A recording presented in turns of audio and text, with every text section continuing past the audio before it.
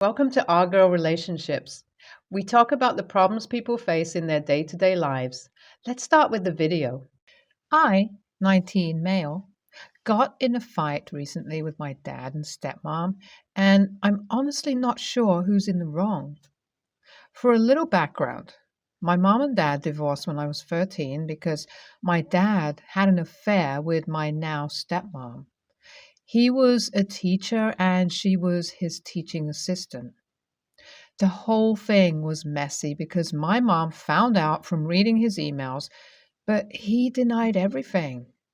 It was like a year later when my mom followed my dad after school one day and saw him and his teaching assistant kiss in the car that she knew for sure he was cheating on her. My mom didn't just divorce him, she also called the school he worked at and got them both fired for inappropriate behavior. Everybody in our small town heard about it, and my dad and this other woman, we'll call her Shelby, moved away. They ended up getting married a couple of years later, so Shelby became my stepmom. I really sided with my mom in the whole thing, though, and was hurt by my dad moving away. So I spent most of the year with my mom and only went to visit my dad over the summers growing up. I went off to college last year, and my dad has been paying for my tuition. When he quit teaching, he started a pretty successful business with Shelby, so they are doing well financially. Since my college isn't too far away, I tried to go to dinner at their house about once a month to show my appreciation and maintain a relationship with my dad. Last time I went to dinner was when everything blew up. I'm in a fraternity and mom's weekend is coming up, so I mentioned how my mom would be visiting. Shelby got super offended and acted as I had completely disrespected her for not inviting her, considering she and dad are the ones paying for my school. I was honestly shocked she would take that stance since we barely have a relationship. I tried to be polite and tell her I think my mom was excited about visiting and that maybe Shelby could come next year. I thought this would keep the peace, but instead she responded, "If you're still in school next year." All I could think is, WTF. I get good grades and am very driven to get a degree, so I had no idea what she meant by that comment. My dad changed the subject at that point, and even though Shelby seemed ticked off the rest of the night, I chalked it up to her being tired and cranky. It was only when my school's business office called me a few days later that I realized she definitely was more than ticked off. The business office called to confirm my withdrawal from the program I'm currently attending. When I told them there must be a mistake, the lady let me know that someone had called and canceled my tuition check for the semester. I swear I saw red in that moment. I called my dad to see what the hell was going on, and he completely took Shelby's side and said that I had really hurt her feelings by not inviting her to mom's weekend, and even had the nerve to say that Shelby had done much more for me in my life than my actual mom ever had. I have no idea how he can be so delusional.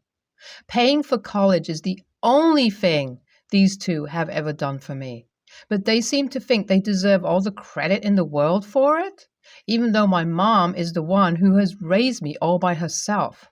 It wasn't 5 minutes later that I got a text from Shelby that said, "I don't want you to have to quit school, but I do think I deserve an apology and an invitation to mom's weekend, considering my important role in your life."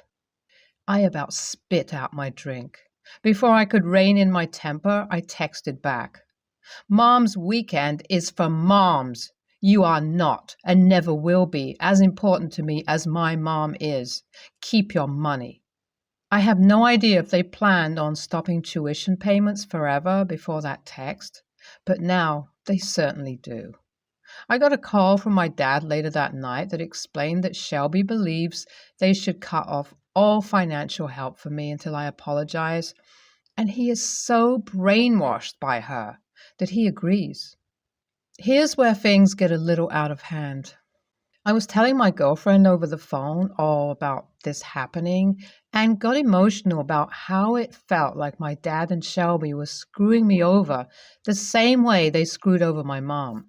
I had drank more than a few beers at this point to cope with the whole situation. My girlfriend said something about how it seems like they never have consequences for their actions.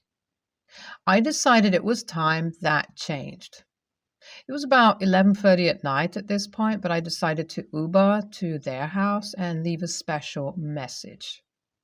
It's not my proudest moment, but Shelby and Dad may have woken up to "Best Mom Ever" spray painted on their garage, plus a few four-letter words sprinkled in on the side of the house. The next day, I woke up with a pounding headache and also about 15 missed calls from my dad. When I finally worked up the nerve to call him back, I realized I had messed up beyond what I even knew. It turns out the house they live in is actually owned by Shelby's sister, who lives in Arizona. The sister got a picture texted to her by the neighbors that morning and immediately called Shelby. I guess they got in a fight that ended with her telling Shelby and Dad to get out. Apparently, the sister has been planning to put the house up for sale, but now that's all going to be delayed while they deal with the spray-painted house. Dad says I'm lucky they're not pressing charges, and I know he's right. But he also mentioned on the phone how he and Shelby are going to have to stay in a seedy motel now for the foreseeable future because the other hotels in town are booked, and I can't help but feel a little happy. I'm not sure if I should offer to come paint over the spray paint or leave him to deal with it. AITA? I decided to offer to clean up the spray paint on the condition that Shelby would not be there. I explained to my dad that what I did was wrong and I was sorry for the spray paint, not the mom's weekend thing, but it didn't mean that I could forgive Shelby for the whole situation. Honestly, I'm not sure I'll ever forgive my dad either, but I just didn't have it in me to open that can of worms and start another fight. He told me not to bother coming over to clean up. He's definitely taking Shelby's side in all this and says they won't be supporting me financially in any way going forward.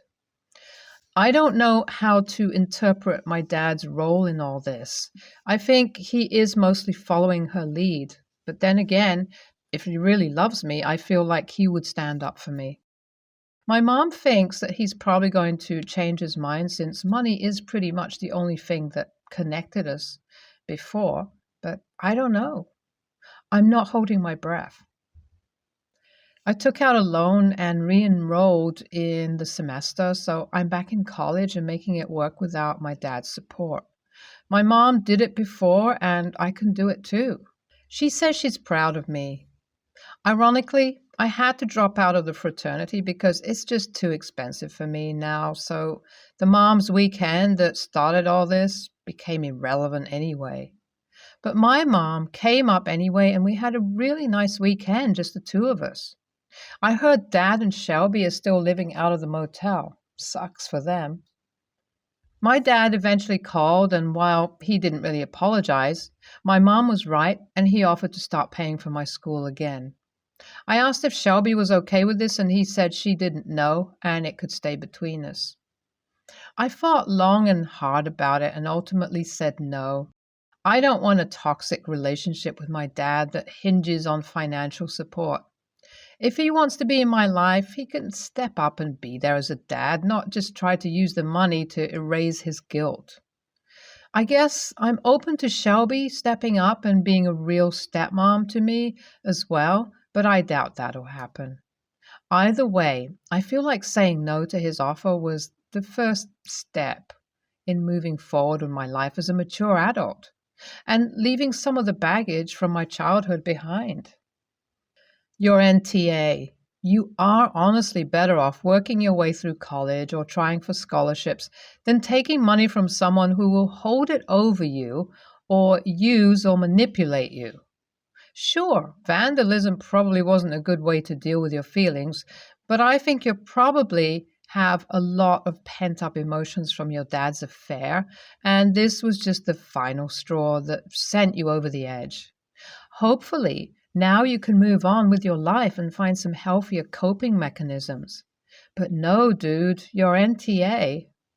NTA sounds like your dad is getting his delayed karma for a number of bad decisions. Maybe he should have learned after his affair cost him his job that actions do have consequences, and you can't just treat your family like crap and expect nothing bad to happen. Best of luck in college. Loans really aren't the end of the world, and in this case, I think you're way better off with student loans than indebted to these jerks. It's hard, but it's probably for the best that all this happened. Definitely NTA. What I can't understand is why this lady would even want to go to mom's weekend with you if she's never shown an interest in being a part of your life. Some people just love the attention, I swear. I have a feeling she just wanted to be able to tell her friends she was going to visit your college or post the pictures online. I don't know this woman, obviously, but it seems like she's way more concerned with appearing like she's a mom figure in your life than actually being one. I'll try to keep this brief. I'm a teacher, 11 years, but my first year at this school. And many teachers at this high school are veterans of 20 plus years of teaching. I'd like to think I have a good relationship with my students because they joke with me and come to me with problems. One thing I noticed is that several times I had a student upset because they had a bad interaction with a teacher where they both got heated and words were said. I'd like to think I'm good at conflict resolution and building good dialogue. So I advise my students to send the teacher an email about the conversation, politely explaining what they feel went wrong and asking to come up with better de-escalation strategies and ways to solve issues. I gave similar advice to students who felt a PE teacher was being too strict. When students said, "He won't read the emails," I told them that they could then request to meet with a counselor and show that the teacher was ignoring reasonable requests. Apparently, this advice caught on through the ninth grade, and now at least 2 teachers have gotten formal reprimands for not creating safe classroom environments, and a few other teachers are giving me dirty looks. I think because it came out in a meeting that Mr. C told the students to write emails. I feel like I was just teaching students how to advocate for themselves like adults. But some of my colleagues have said that some of the students are making up or exaggerating statements to get teachers in trouble. And I've just created more paperwork and problems for the teachers. So AITA? There seems to be confusion as to what has happened. I didn't instruct students to spam email admin about teachers and pursue a vendetta. The steps I laid out were: email the teacher about an incident and ask to discuss how to avoid that in the future. Wait for a response. If you don't get a response or feel like you've been disregarded, ignored, escalate. This resolved about 90% of conflicts, and many of my colleagues appreciate productive communication with students. However, from the teachers who are less proactive, there are 2 general complaints. Kids are just complaining and need to toughen up. A student shouldn't be able to call a meeting and disrupt a teacher's day for small stuff. Now, it's not all the students or all the teachers, but so far it's been a vocal 5 or so in a staff of 80 who have had to go to meetings. It's been 1 official reprimand for behavior and 2 written warnings that the teacher needs to change whatever they're doing. Not sure how many emails. NTA. As a former teacher myself, I was always open with advice on how students should advocate for themselves, and it always starts with creating a paper trail. However, you have to know that it is highly likely that some students are taking advantage of that and are creating exaggerated complaints. That's basically the definition of teenager. Personally, I wouldn't worry about it too much. Teachers who should be teaching will know how to handle it. Teachers who are new might have a hard time, and you may want to reach out to those teachers to let them know students are unhappy first. Teachers who should have retired will handle it badly because most of them know they should have retired, and what happens from there isn't your doing. NaH. But there could have been a step between emailing the teacher and seeing the guidance counselor. They probably felt ambushed due to not getting a heads up about the perceived conflict. They might not have handled the situation correctly in the first place. We don't know. But if you were in their shoes, you would like to have an opportunity to work it out with the student first instead of having it go to admin because you allegedly don't check your email. 3 years ago, my partner and I became the guardians of my sister's daughter, Rose, then 19, who have significant intellectual and physical disabilities. We always wondered why she didn't have really any level of equipment she should have or access to the therapies she was more than eligible for when they were getting SSI for her. It was discovered through her father's criminal trial that he was stashing all the SSI payments he was getting for Rose into accounts meant for his other two daughters, Dahlia, then 22, and Lily, then 15. Due to the way that he was doing it, the most that can be done to recuperate this for Rose is for someone acting on Rose's behalf, i.e. us, to sue for the money in the accounts. We didn't want to rush to legal action. We tried talking to Dahlia. She was adamant that she wouldn't give Rose a dime and claimed her and Lily's money came from other family members, that we just saw an opportunity to be greedy, and she would not be letting us take her and Lily's money away on a waste. We started consulting with lawyers after that. Lily's grandmother called us soon after. She doesn't speak English that well, but she was clearly in a panic. She begged us to not take Lily's college fund. She said that Lily works very hard in school and deserves a chance just like Dahlia had, but more than that, that Dahlia is dangerous and that this is her only chance to keep Lily and herself distant from Dahlia's influence now that she's 18, and the grandmother has had to go in a nursing home. By the time we were done, we were both crying. I felt horrible. Lily would be applying to colleges now. She's ignorant of all this because both Dahlia and the grandmother admit they worked hard for her to know as little as possible. If we do this and win, she will be forced to drop out of college and go straight to living with Dahlia, something nobody wants. It would crash her future. I'm starting to doubt if this is the right thing to do. My partner reminded me that even though it is sad for Lily, this is not their money to be doing this with. Just because Dahlia got to use it doesn't mean that should just continue. This is Rose's money. Not only is it illegal what they're doing, Rose was forced to suffer for years with substandard care. Rose deserves to get that money back. He's right on that, but I'm just not sure. If Dahlia did use it for her college, how much could actually even be in there to fight for?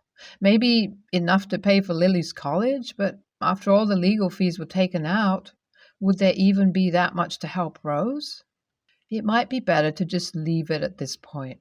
My partner is accusing me of giving up after one sob story and holding a stranger over our niece. I'm not. I'm just not sure. It would be ruining Lily's life and may not even help Rose in the end. Is this really the right thing to do? NTA, it is a difficult situation, and sadly enough, there are no solutions where everyone is happy. But you are taking up care of Rose and protecting her, something that she apparently never had before. I think the main question is, how far are you willing to go, depending on the amount of money? It will isolate Rose forever from the rest of her family, which might already be the case. I'm not sure. Whatever option you pick, NTA, you have a big heart. NTA, first of all. Rose has been deprived of essentials for a period of time. Having that money be given to her able bodied sisters. The right thing to do is return what is rightfully for Rose and give her the support she will need in the future. The profit off of your disabled sister, even if it is for college, is disgusting. Rose will need assistance going forward, and having that money which was stolen from her would greatly benefit her.